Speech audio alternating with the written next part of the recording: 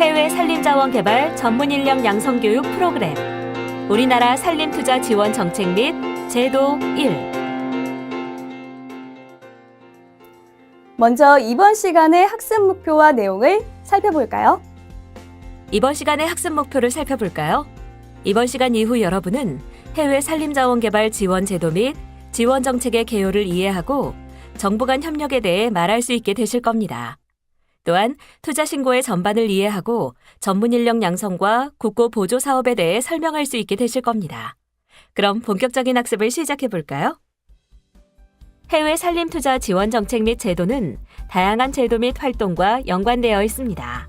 처음부터 하나씩 살펴보도록 하겠습니다. 1. 정부 간 협력.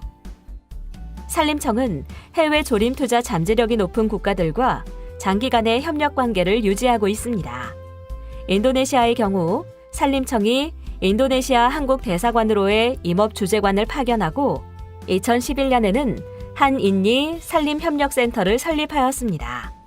또한 인도네시아를 포함한 뉴질랜드, 파라과이 등 31개 국가 양자 산림협력을 체결하여 정기적인 회의를 개최하고 있습니다. 이러한 산림 분야에서의 양자협력 강화는 해외 산림투자 유망 국가에 대한 기업의 투자 진출 기반을 마련하는 계기가 되었습니다. 양자 산림협력 체결국은 2008년에 10개국에 불과하던 것이 2016년에는 31개국으로 증가하였고 지역 단위 협력 사업도 추진하게 되었습니다. 이런 지역 단위 협력 사업 추진은 국경에 관계없는 산림의 특성을 반영한 것입니다. 또한 글로벌 이슈 중심의 논의를 지역 내 액션 중심으로 전환시키기 위해 아시아 지역을 대표하는 최초의 산림협력기구 아포코를 설립하여 2012년에 사무국을 개소하였습니다. 그렇다면 이러한 협력 관계의 한계점 및 개선 방향으로는 어떤 것이 있을까요? 먼저 해외 산림 협력에 대한 관심에 비해 실질적 협력 현황이 여타 선진국에 비해서는 미미한 수준이라는 것을 들 수 있겠습니다. 또한 정부 간 협력이 일부 국가에 편중되어 있는 상황이며 아프리카, 남미와 같이 산림 협력이 상대적으로 미미한 국가에 주재관 파견 및 협력센터 설치 등과 같은 확대 방안 마련이 필요한 실정입니다. 2. 투자 신고. 대한민국 국민이 해외 산림자원 개발 사업을 시행하고자 할 때 산림청장에게 해외 산림자원 개발 사업 계획을 신고하여야 합니다. 투자 신고의 대상은 조림, 벌채, 임산물 가공 사업입니다. 조림은 크게 산림조업, 탄소 배출권 조림, 바이오 에너지 조림으로 나뉘며 벌채는 조림지 및 천연님 벌채를 의미합니다.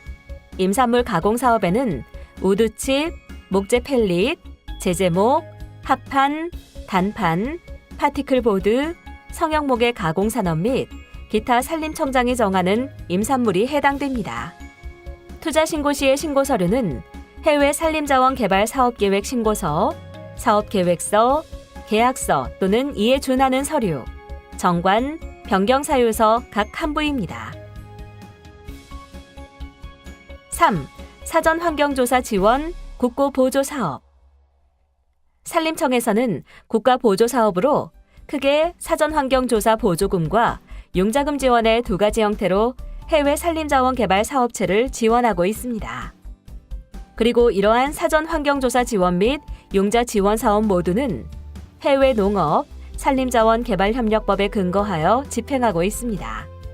사전환경조사 지원은 해외 산림자원 개발 투자 예정 지역에 대한 산림 환경, 투자 제도, 인프라, 물류 여건 등에 대한 투자 환경 조사를 지원하여 민간 기업의 해외 산림자원 개발 사업 진출을 돕기 위해 지원됩니다.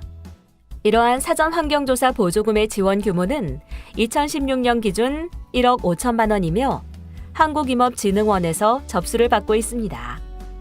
사전 환경 조사 보조금을 받기 위해 필요한 서류는 신청 공문, 사업 신청서 및 조사 계획서, 신청법인의 법인 등기부 등본과 정관, 조사 대상지와 관련된 증빙 서류, 국세청 표준 재무제표 및 납세 증명서, 그리고 참여 전문가 경력 증빙 서류 등이 있습니다.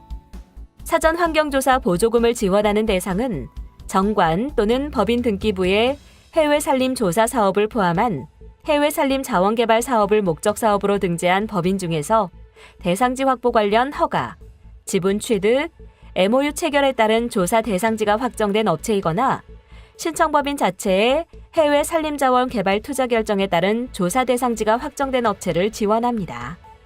그리고 사업이 경합을 이룰 때에는 다음의 우선순위에 따라 대상자를 선발하게 됩니다. 1순위로 산업 및 탄소 배출권 확보 조림 사업 실시를 위한 조림 대상지 조사자를 선발합니다. 2순위로 고무나무 및 바이오에너지 조림 사업 실시를 위한 대상지 조사자를 선발합니다.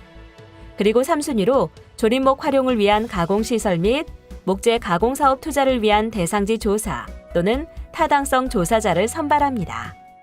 지원 사업비는 신규 국가 조사나 이미 조사된 국가의 신규 또는 인근 지역 조사 사업에 사용할 수 있으며 신규 지원 업체는 사업비 소요액의 70% 이내, 기존 지원 업체는 60% 이내를 지원합니다. 단, 조림사업 사전 환경조사는 3,500만 원, 가공사업 사전 환경조사는 2,500만 원의 지원 한도가 존재합니다.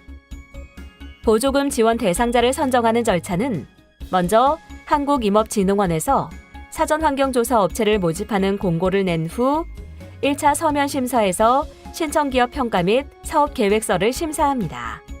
그리고 1차 서면 심사 통과 대상자에 대한 2차 면접 심사를 진행하는데 세부조사 계획 및 적정성 등을 심사한 후 최종으로 지원 대상자를 선정합니다.